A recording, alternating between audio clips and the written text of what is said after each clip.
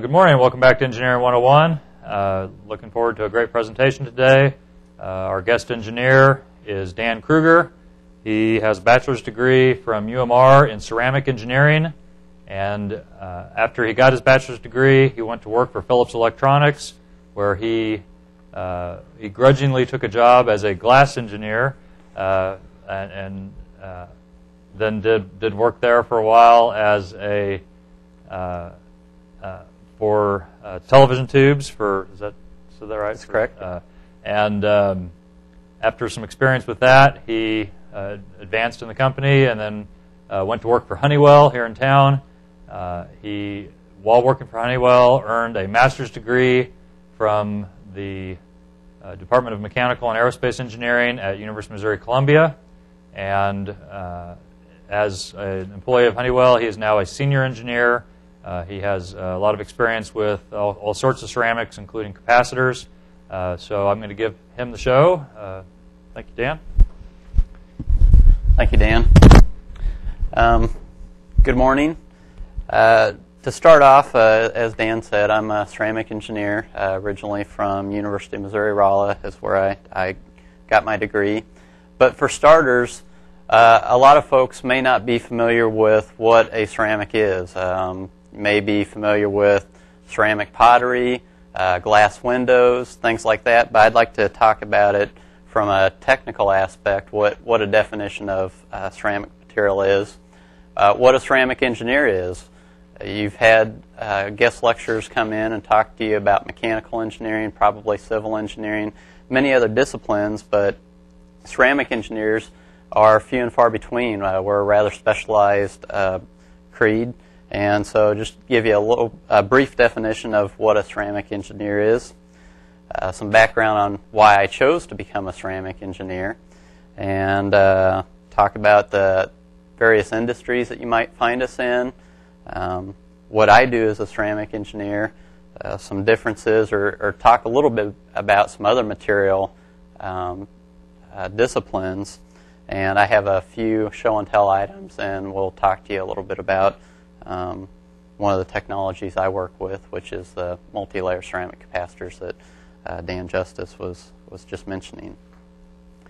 So, by definition, a ceramic is any class of inorganic, non-metallic products that are produced using high temperatures, and usually a high temperature in this case is above 500 degrees Celsius.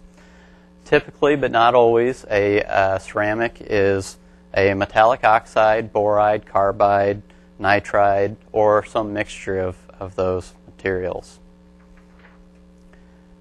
So now that we have a definition of a ceramic material, what's a ceramic engineer? Well, a ceramic engineer is someone that develops new types of ceramics or works with adapting existing ceramics to new uses.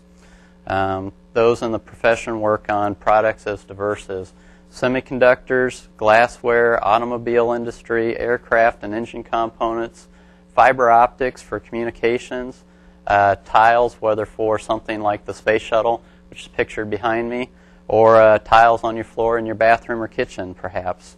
Also electric power line insulators. Ceramic engineers differ from engineers from other disciplines working with ceramics, in that we are oftentimes the ones that are concerned with manipulating the materials on an atomic and molecular scale to affect the properties of the material, whether it's the mechanical, the electrical, the magnetic, chemical, or heat transfer properties of those materials to meet special requirements. Why I chose to become a ceramic engineer, like a lot of you in the audience, I was interested in space as a kid. I wanted to be an astronaut, a pilot, and for those fields, you needed to be an engineer. At least that was a very good lead into becoming a pilot or an astronaut, was to have a technical background. I enjoyed understanding why things function the way they do and how to improve upon those things. But what really got me started into ceramic engineering was between my junior and senior year in high school, I was invited to about a week-long camp at the University of Missouri-Rolla called Jacqueline Institute. This camp is no longer in existence. It's been modified and the name changed. I believe it's a materials camp, so it's offered just in a different form. But I was exposed to all the different disciplines within the School of Mines and Metallurgy at UMR and found ceramic engineering the one that was of the greatest interest to me. Had a lot of neat show and tell items at that camp and got to see a lot of neat applications for ceramic materials and exciting things, very futuristic, that were happening. So that's in a nutshell how I got to be in ceramic engineering. I took a roundabout route to get there, but I ended up there one way or another.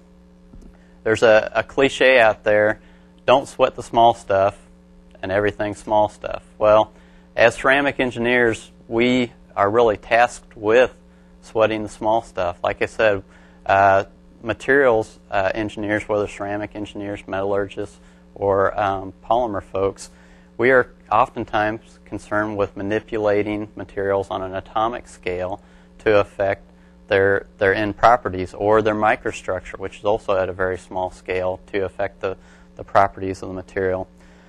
The raw materials for ceramic products are usually come in a powder form, so we're concerned with the particle size, the surface area, and many other aspects, once again, at a small scale.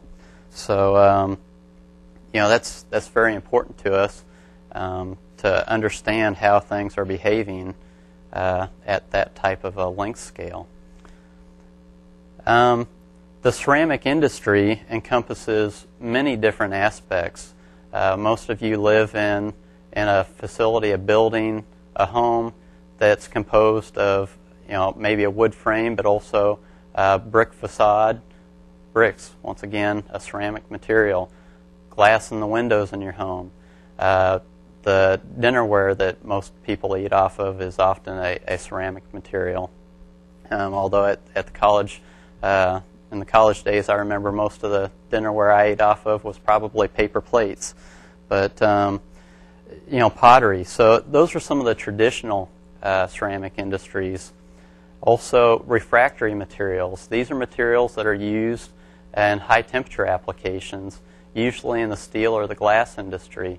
We need to be able to contain those molten metals and molten glasses, and frankly, ceramic materials are the only materials suitable to do that. The metals and a lot of the glasses and molten ceramics are just too corrosive and too high temperature for anything else. Glass, as Dan said, I worked as a glass engineer at Phillips Display Components in Ohio for about 3.5 years. Most people don't think about it, but the picture that you're looking at is coming across a television, either as a television tube, which is the technology that I worked with, so it's a large glass envelope. It's a vacuum tube, and you got to have the glass there as opposed to other materials because it's hermetic. It holds a vacuum. You can't get that transparency and that hermeticity with other materials. Maybe you're watching on an LCD display or a plasma screen, and a lot of those types of display technologies also use glass in them as a viewing surface. Electronics. I happen to work in microelectronics. A lot of the electronic packaging used in high reliability systems, satellites, space applications, automotive industry also, uses ceramic materials because of their good high temperature reliability, as opposed to printed circuit boards and some other lower cost microelectronics. Structural ceramics.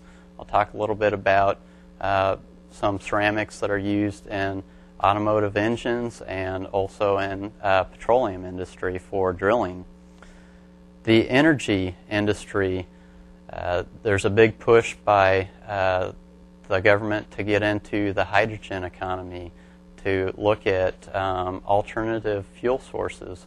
One of those fuel sources, not necessarily running off of hydrogen, but off of methane gas, is solid oxide fuel cells. That's a laminate structure of a variety of ceramic and metals that you pass methane across one side, and essentially water vapor comes out the other side.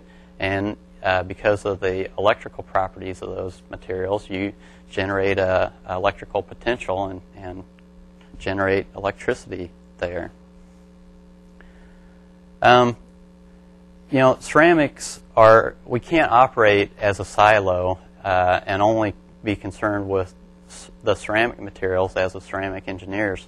We're also concerned with the metals and with the polymers, so it's good to have some knowledge of those materials also. While I'm not an expert in those fields, I do work with both of those material sets on a daily basis. You cannot hardly produce a ceramic product without having polymers as a carrier for the forming process, for example. Also, in the case of microelectronics, they're not very useful if you can't have a conductive circuit in there, and not very many ceramics are conductive enough or have the right properties to form that circuit.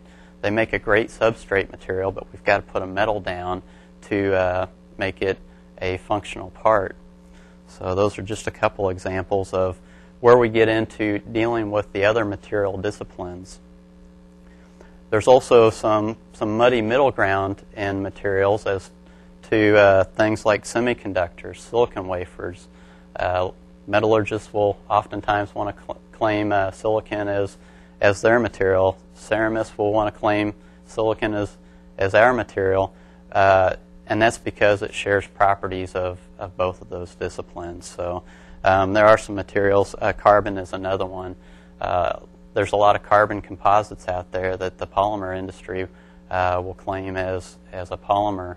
But if you think about it, the carbon, if it's a carbon-carbon material, that's really a ceramic material. The technologies that I've worked in over the years as a ceramic engineer include piezoelectric ceramics at UMR as a student.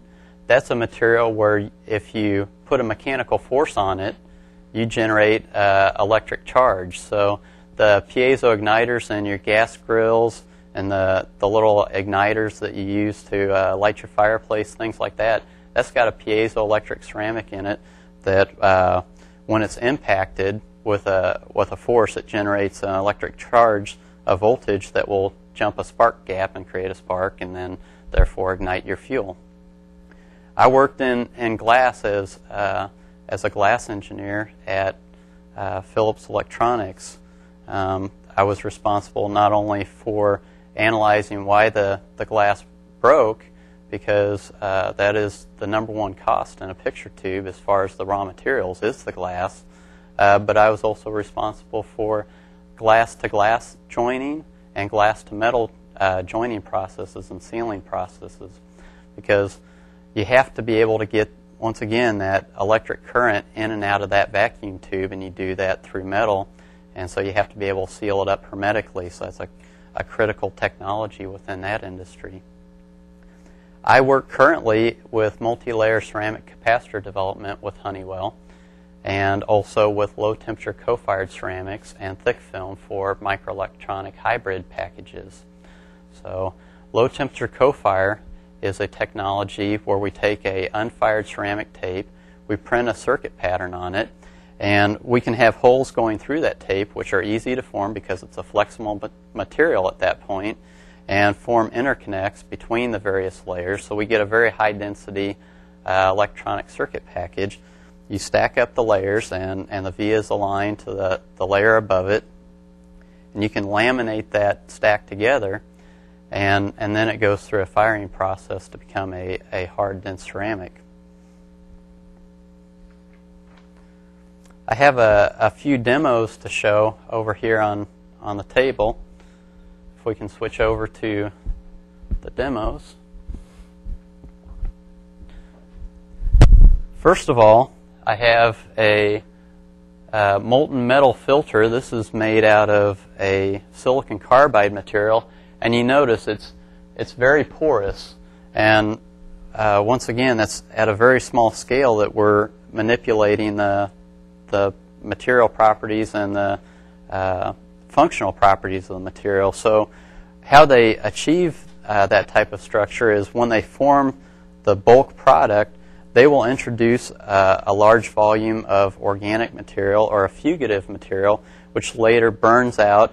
And so as the forming occurs, you have a nice solid piece, but as it goes through the binder removal process and is fired, you're left with the holes in there that allow the molten metal to pass, but they're at a size scale that the agglomerates and the defects, the contaminants in the metal, are trapped.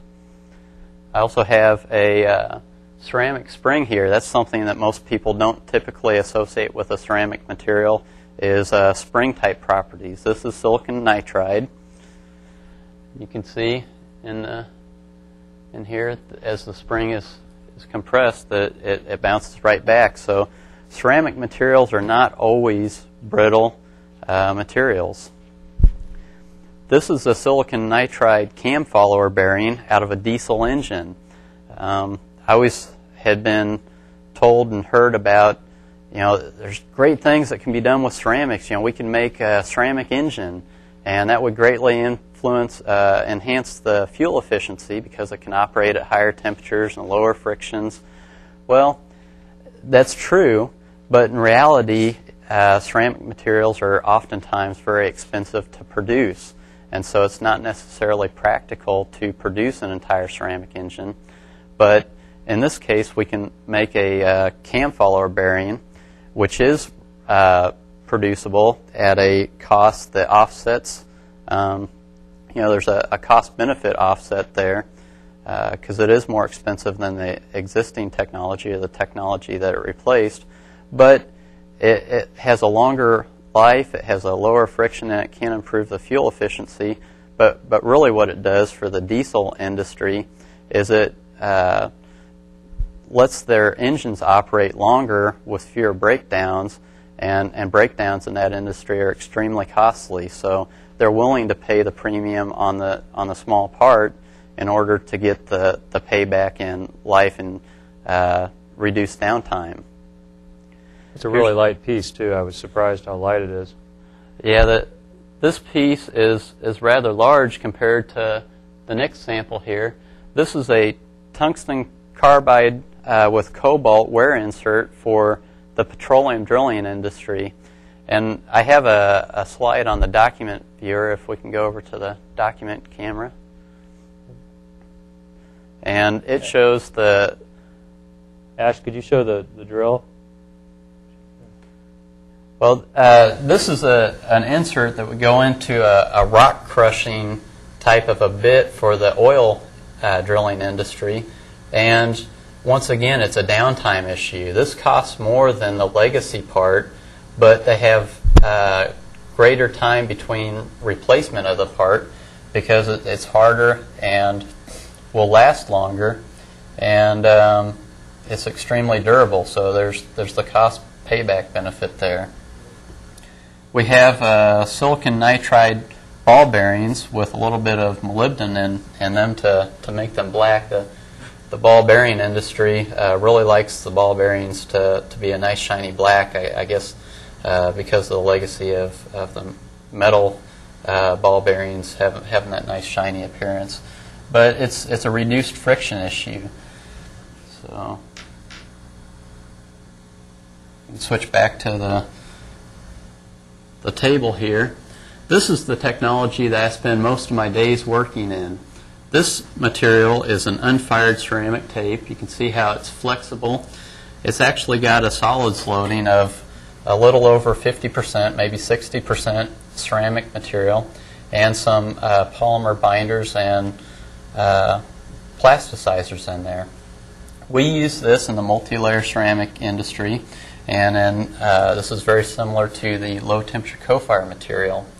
And so it's flexible, it's easy to handle, it doesn't break easily, and we can punch holes and we can print patterns on it very cost effectively.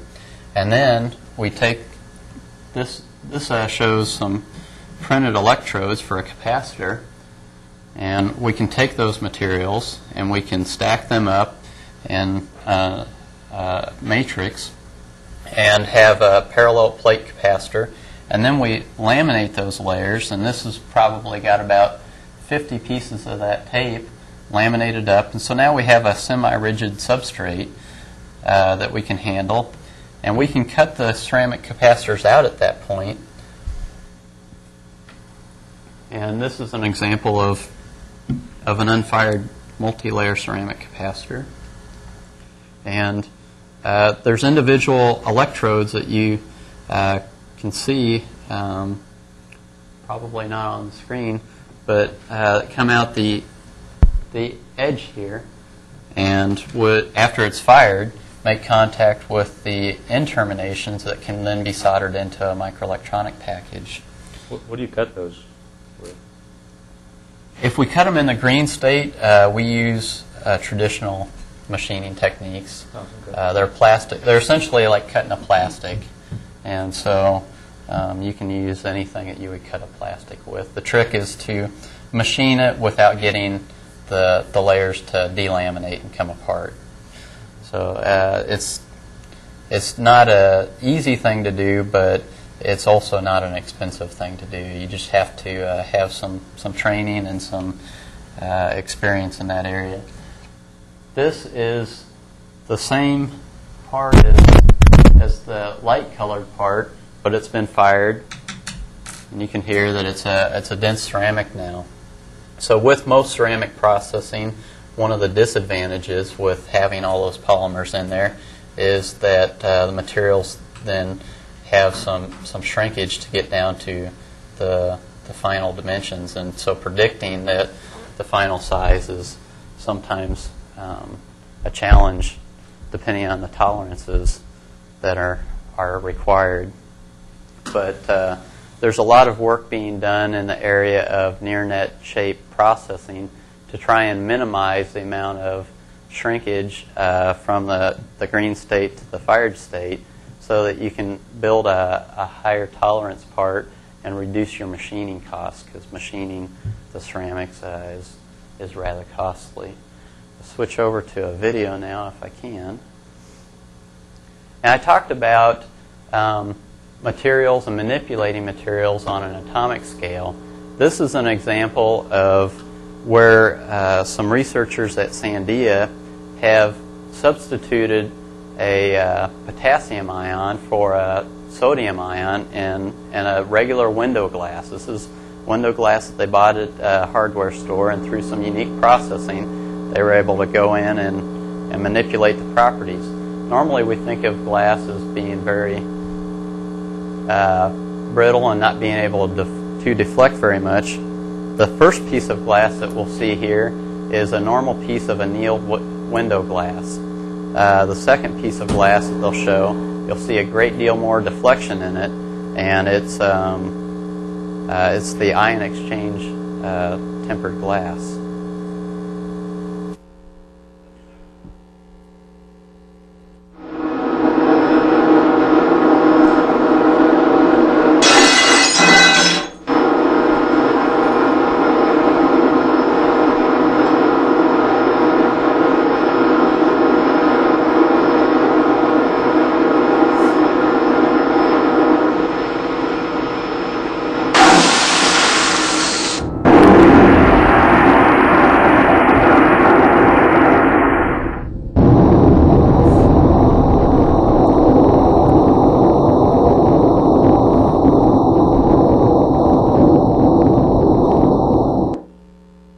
So that's just an example of manipulating the atomic structure of the material to affect the mechanical properties. Hopefully you're able to see how much more deflection the ion exchange glass was able to withstand before breaking than the annealed glass.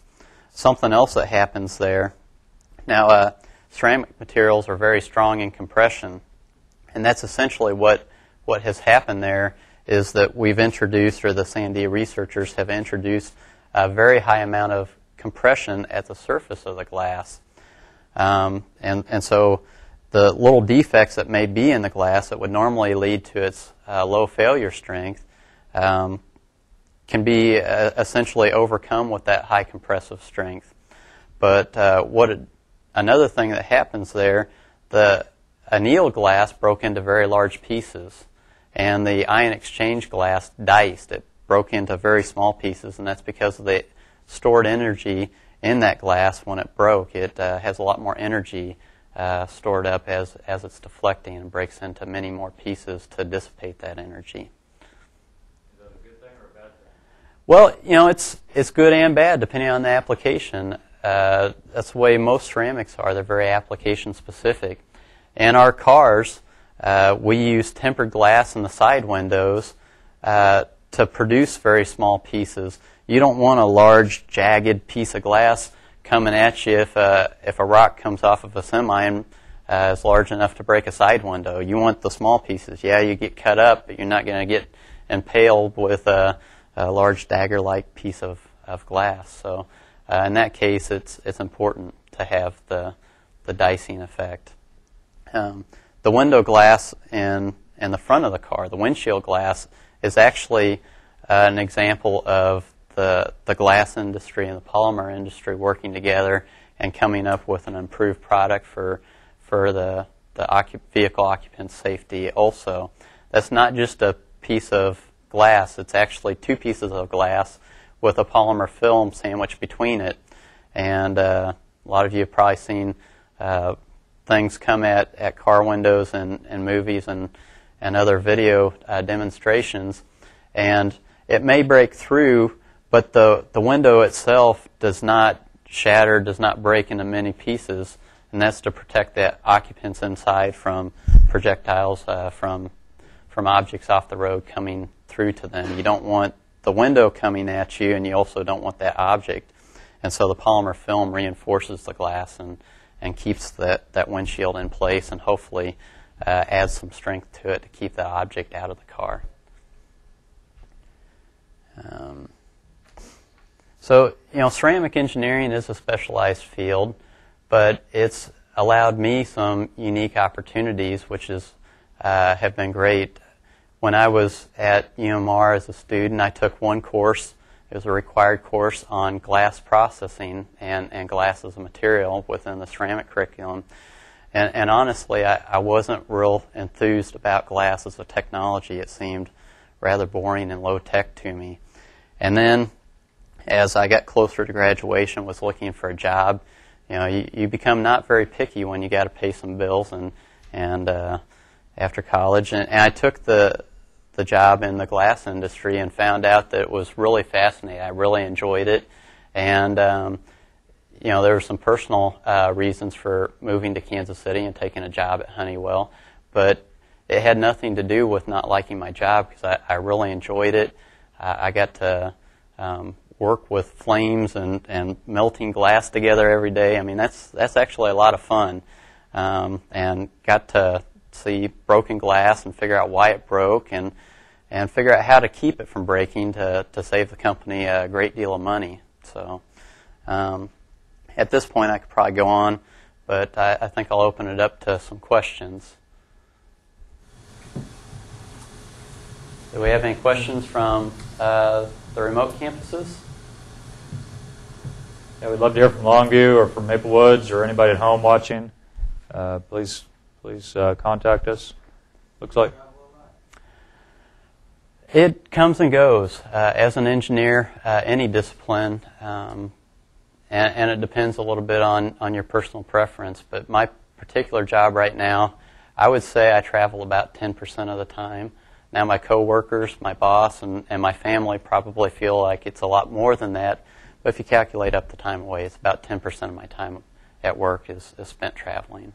Does family get to come any of that 10%? Occasionally, but I have kids that are grade school age, and so it's difficult for them to travel with me. But with Phillips, that was one of the really neat, unique opportunities that I had as a ceramic engineer and a glass engineer. I was part of a manufacturing improvement team, and we had picture tube plants all over the world. They're in England, Spain, France, Taiwan. They were building one in China at the time that I left the company. And twice a year, one representative from each site and the given technologies would travel and meet and address common issues among all the sites because we're all making the same product, just at a different location and slightly different equipment. And so I was able to travel to Taiwan as a 23-year-old fresh-out engineer by myself and meet with colleagues from all over the world. I also traveled to Barcelona, Spain, and to Durham, England with Philips. With my current job, I don't have the opportunity to travel overseas very much, but I do travel to exciting Southwest, Albuquerque, New Mexico, and I just actually got back from UMR. I do some work with some researchers down there. So I have opportunities to travel every once in a while. It takes me to places like California and the East Coast. Longview has a question, I think. Yes. Do you know anything about the Nicocil ceramic coating that is on inside cylinders of an engine block? That's a technology that I'm not familiar with. I know that there's a great number of coatings that are being introduced. A lot of them are flame sprayed on, so they introduce the ceramic particles into a plasma or flame spray and apply them to other materials, the metal blocks, for wear resistance and friction reduction a lot of times.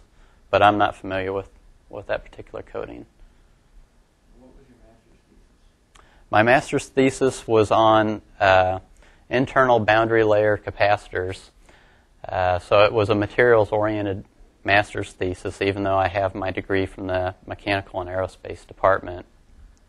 Most of my, that's the nice thing about master's degrees and PhDs, you can kind of tailor them to a specific area. So most of my classes were on things like fracture mechanics. I did take some courses on ceramic materials, and so yeah, it was on the electrical properties of essentially capacitors and the microstructure and how the microstructure affected those properties. Did your ceramic engineering degree prepare you for the metallurgy or the plastics, or did you just pretty much pick that up? It prepared me to interact with those other disciplines. I had a interdisciplinary class, I think as a senior at Rolla. It was an elective class, and it dealt with polymers and pretty heavily in metals. So I can talk to somewhat intelligently with those other disciplines while not being an expert in those fields. So when it comes to those specific materials, I really rely on those other expertise to come in, and I can talk to them about what my needs are to be compatible with the ceramics, or what the processing challenges that I'm seeing on why they're not being compatible. Maybe we can work together to come up with a solution to get a compatible material. Okay. You said you work with capacitors at Honeywell. Like, what exactly is that? A capacitor is a charge storage device. Are you talking about the basic technology? Yeah. Capacitors are used in all kinds of electronics. They're in your cell phones. They're in this computer. They're in the TV. And there's a couple of different applications. And I'm on the material side, so I'm not an expert on the uses. But they are used for filter applications to filter dirty power supplies, I guess.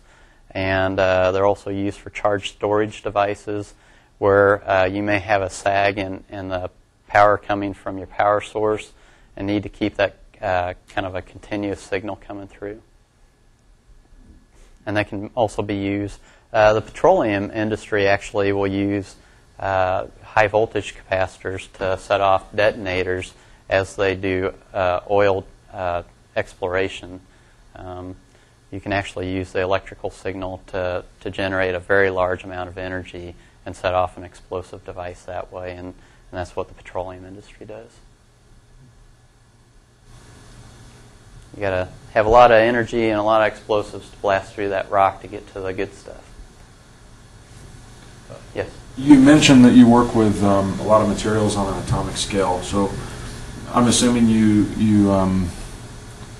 use, oh my goodness, I'm drawing blanks here, microscopes and stuff on a Right. daily basis? I mean, Characterization of the materials is extremely important. We can only go to a certain length scale with optical microscopes, and so in the materials world, all the materials, a lot of times we use scanning electron microscopes, transmission electron microscopes, atomic force microscopes, things where we're looking at materials at the submicron level. So yeah, it's a lot of cool technology. Do we have a call? Yeah. Go ahead. Maybe one. Okay. I got a question about photocells, and if you worked with the ceramics, dealing with them, and is it possible to make a transparent photocell using ceramics? Cells is there's such a diverse amount of technology out there for ceramics. Photocells is another area that I'm not very well versed in. I believe that they're typically a silicon-based material, but past that, whether or not you can make it transparent has to do with being able to manipulate the dopants in the material, and whether it's polycrystalline or single crystalline. There are certainly materials out there that are transparent that have photoelectric effects. So as light impinges on them, they produce an electric charge, or if you put electric energy into them, they will change their transparency.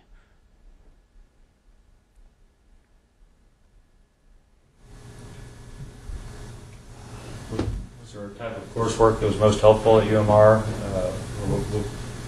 or your master's degree? What was helpful about your schoolwork in your current job?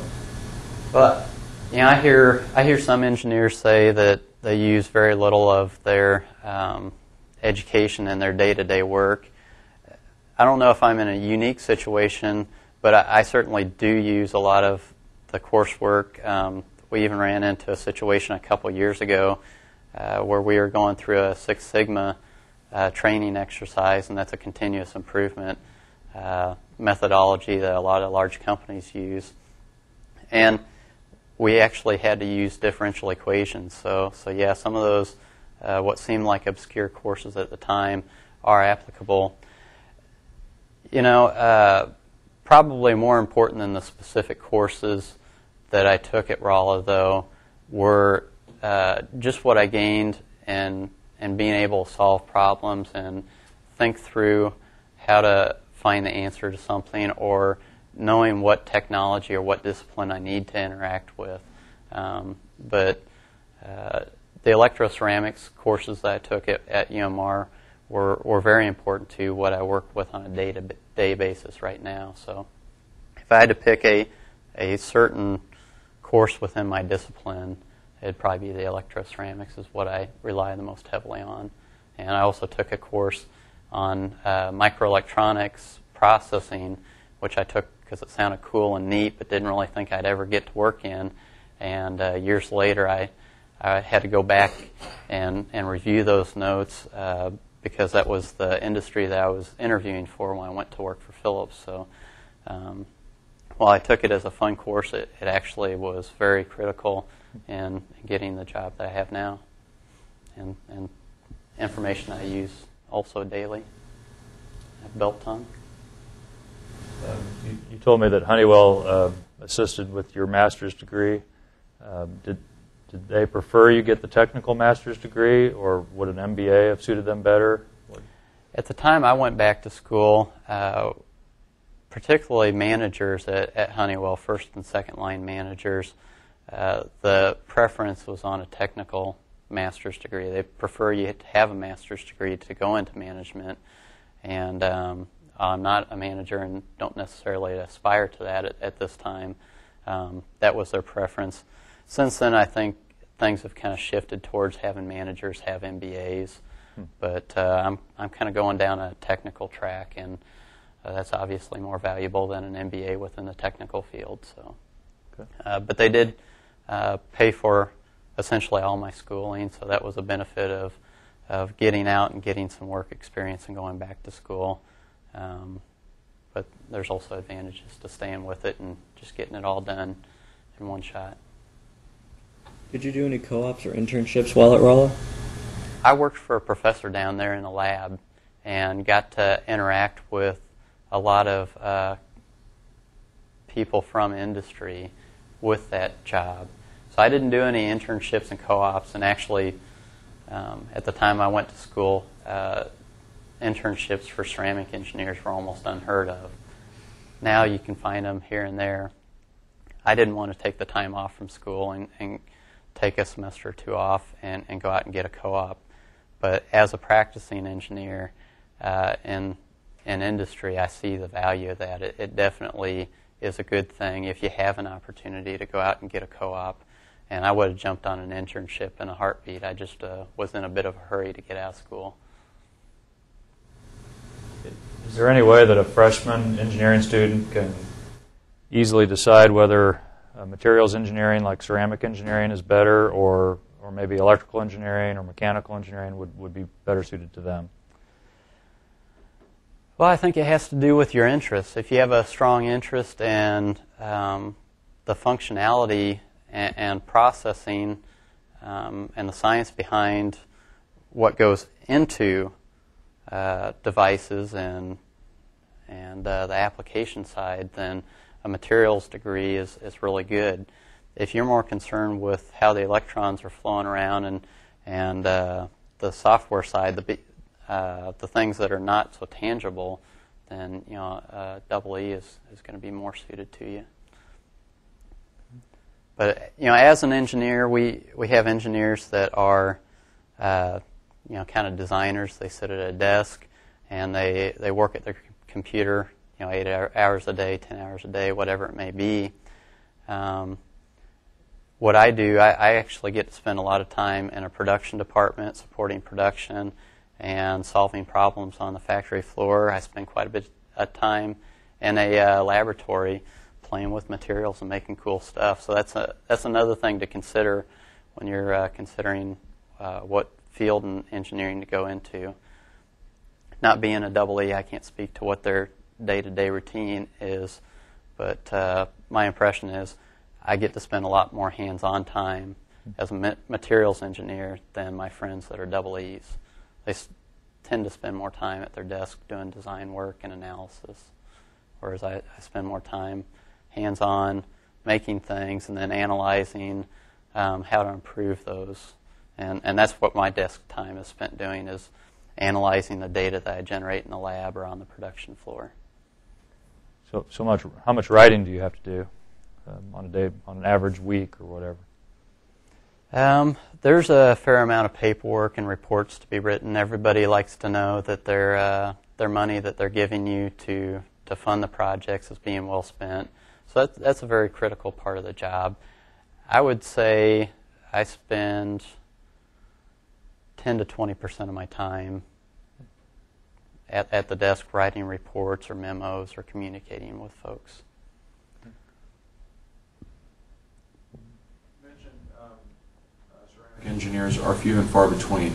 Are the jobs for ceramic engineers few and far between? And then also, what for a new grad engineer going into ceramic engineering, what would they expect as far as a pay scale?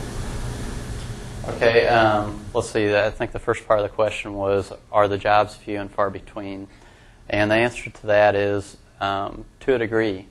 But counter to that, or complementary to that, there's very few schools that produce ceramic engineers.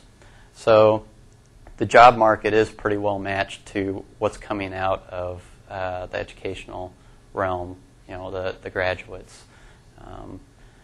I talk to people at Rolla and other schools, and the information that I'm getting is that the placement rates are rather high. There is a high percentage of ceramic engineers and materials engineers that go on to pursue advanced degrees, but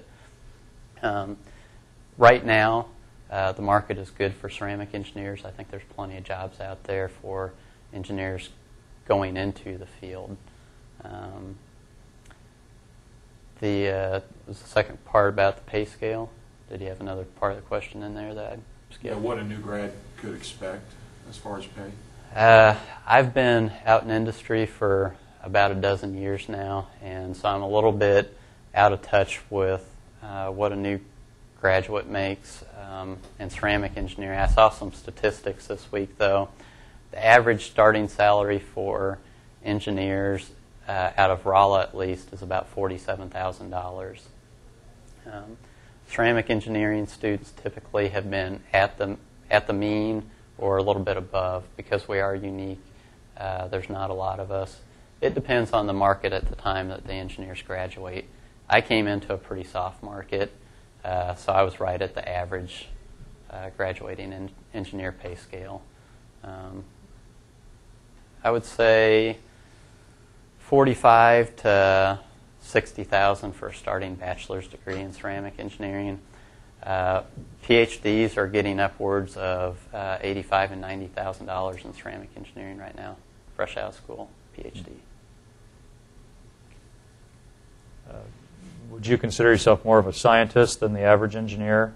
You mentioned science, an interest in science as to go into ceramics. Do you read science journals to keep up with work?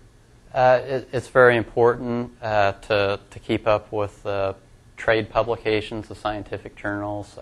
The American Ceramic Society produces a Journal of American Ceramic Society. So I do try and keep up on those publications some. Since I'm in a production site, I don't do that quite as much as my counterparts at the national laboratories, perhaps. But yeah, it's important to keep up on that.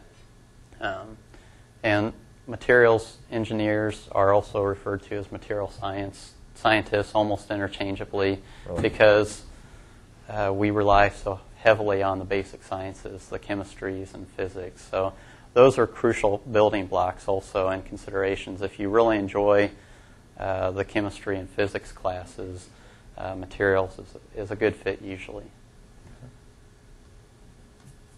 What about patents? Do any of your colleagues or you have any patents for the type of work you do? I've submitted some invention disclosures over the years, I think about 3 or 4 of them. None of them have gone to the patent level. A couple of them the company has chosen to keep as kind of trade secrets or proprietary over the years, whether at Philips and things. But